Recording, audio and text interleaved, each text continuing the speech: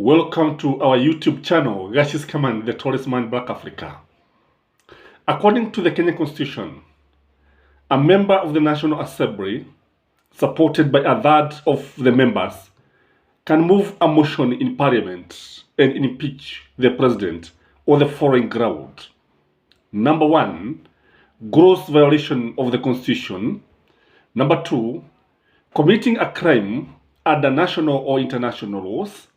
Number 3, gross misconduct.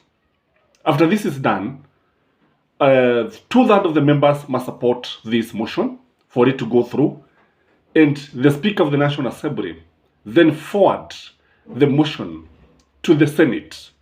The Senate may form a committee to investigate these allegations and debate everything, and the report is taken back to the Senate, and if 2/3 of the members are in agreement that the President has committed any of the allegations, then the President starts impeached. But when you look at Kenya today, this method can't work in Kenya. This method cannot see William Samoei Ruto removed out of office.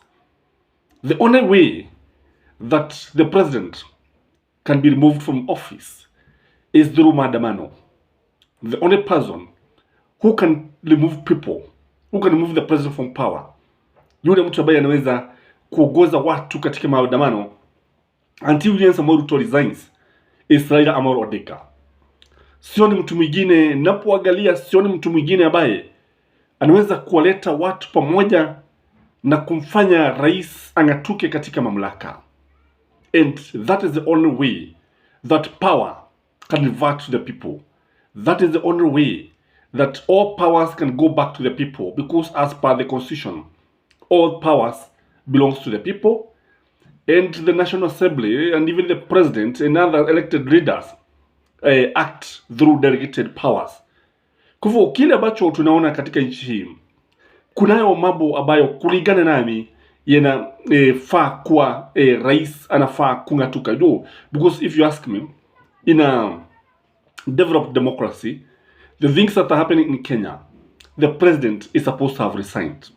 Yale mambo ambayo yametokea si mambo ya mazuri, and I think the time is ripe for Raila to storm the CBD, invite the people pale there, watu ugane pale, walale pale, wakunywe pale, wakae pale mpaka serikali isikilize kilio cha wananchi.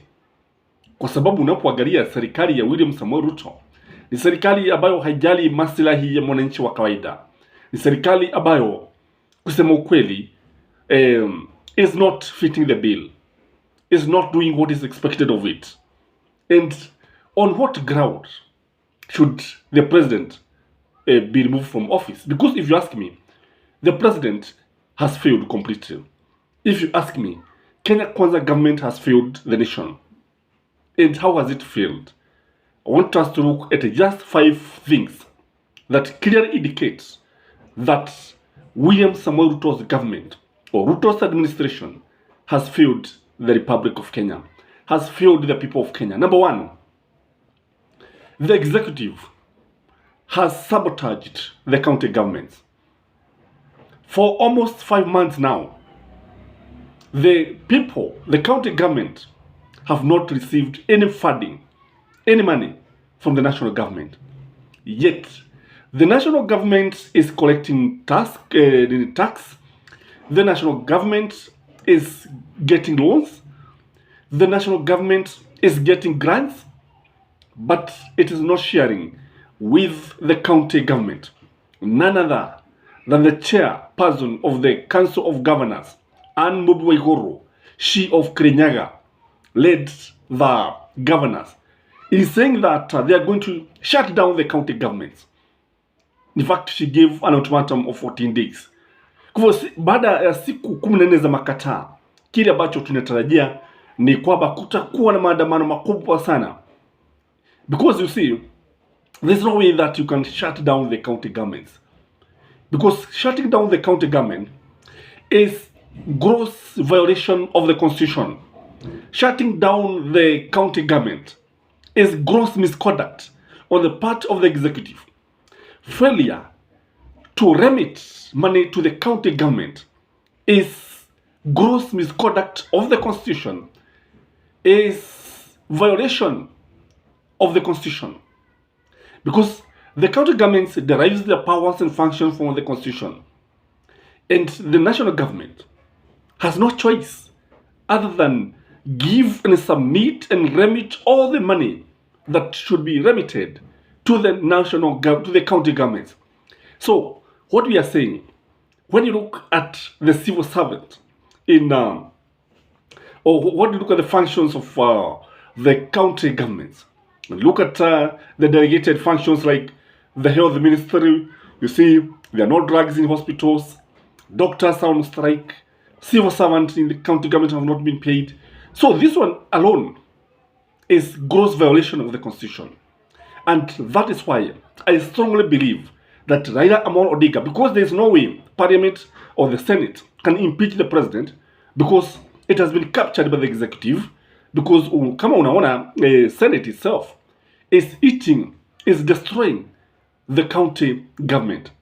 Instead of badala ya kutetea county government, badala ya kutetea magatuzi, tunaona ya kwamba the senators are voting to deny the county government's funds, yet they are the ones that are supposed to protect devolution. So there's no way that the national government is going to be impeached by the Senate or even the National Assembly. Parliament has completely failed. So the only hope is Raila Amolo Odinga. I believe Raila Amolo Odinga kutoka Dubai anafaa kuja baada ya kutua katika uwanja wa Jomo Kenyatta, moja kwa moja anzishe maandamano makubwa sana ambayo hajai kuonekana katika nchi hii, na he should storm at the CBD and hold a meeting, a huge meeting, kwa sababu tunaona watu wengi watamuunga mkono. Tunajua ukweli ni kwamba everybody is now tired by Kenya Kwanza government and the way of doing things. The other reason why I believe that this government needs to go is because of the insecurity in the North Rift. Insecurity in Turkana, Saburu, and Barigo na mahali kwingi sana. Kwa sababu unaangalia watu wanauawa kama mede, wanauawa pale like grasshoppers, and the government is unable to tame the bandits. The government is unable to protect its people. One of the major functions of the executive is to protect the people and their properties. But this is not happening. Tunaona mifugo wanaibwa kila uchao. Tunaona hata polisi wenyewe, they are maimed by the bandits. And I think even the military are not helping. Kwa sababu unapoangalia wakati wote ambapo serikali inashindwa kulinda wananchi, kulinda mali ya wananchi, hiyo serikali has no business being in government. That is why I believe that Raila Amolo Odinga should lead demonstrations, mass actions against the government. That is why I believe that the people of the North Rift, the people of Saburu, the people of Oregon Marakwet should also move out to the street and demonstrate and join Raila Amolo Odinga.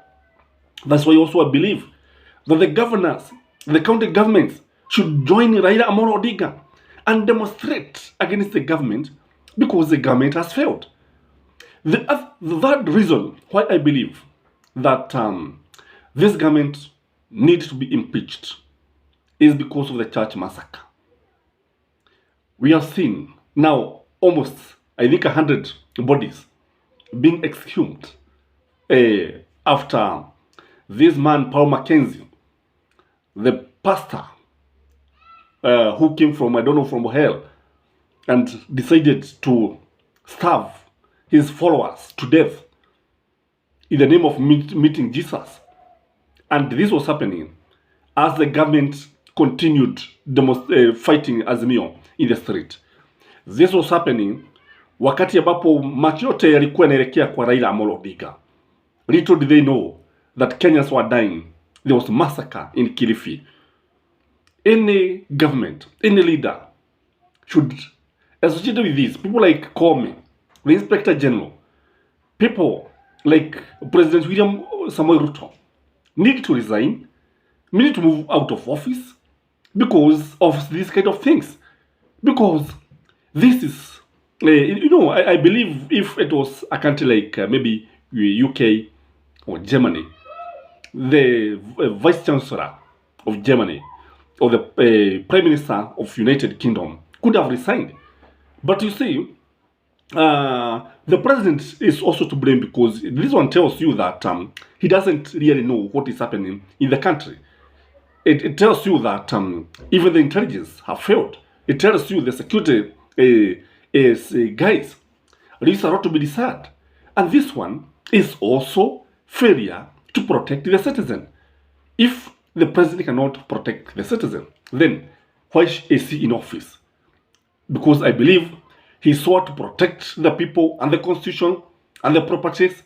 Na sasa tunaona kwamba watu wakitiwa kitanzi, kwa sababu this is actually ni kutia watu kitanzi, and we don't have any other word, kwa sababu hadi mauaji ambayo yanafaa kushtumiwa kote kote.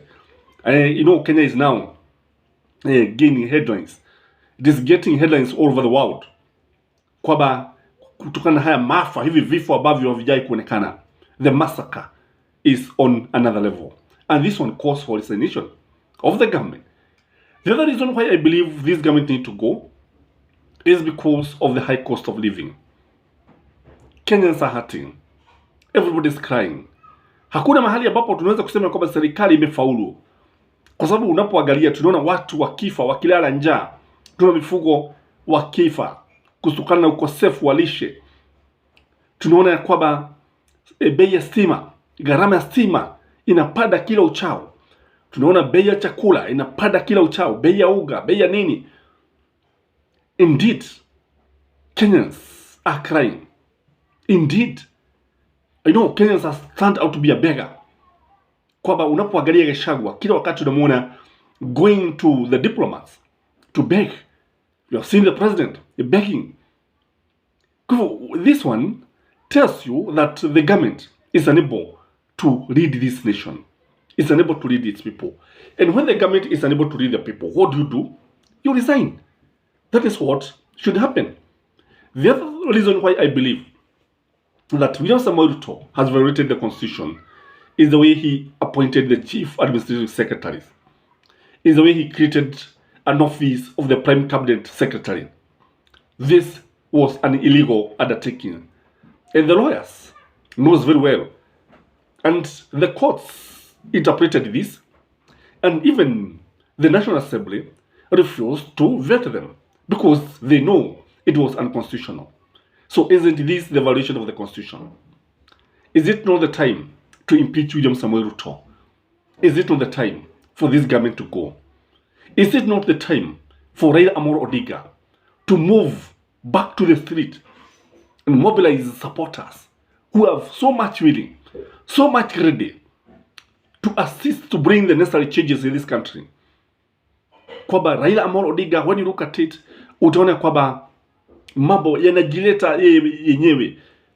Because now, if the governors are complaining against the government, if the person who is leading in giving the ultimatums is Kenya Kwanza Governor Anne Waiguru and others, then it tells you the government has completely failed.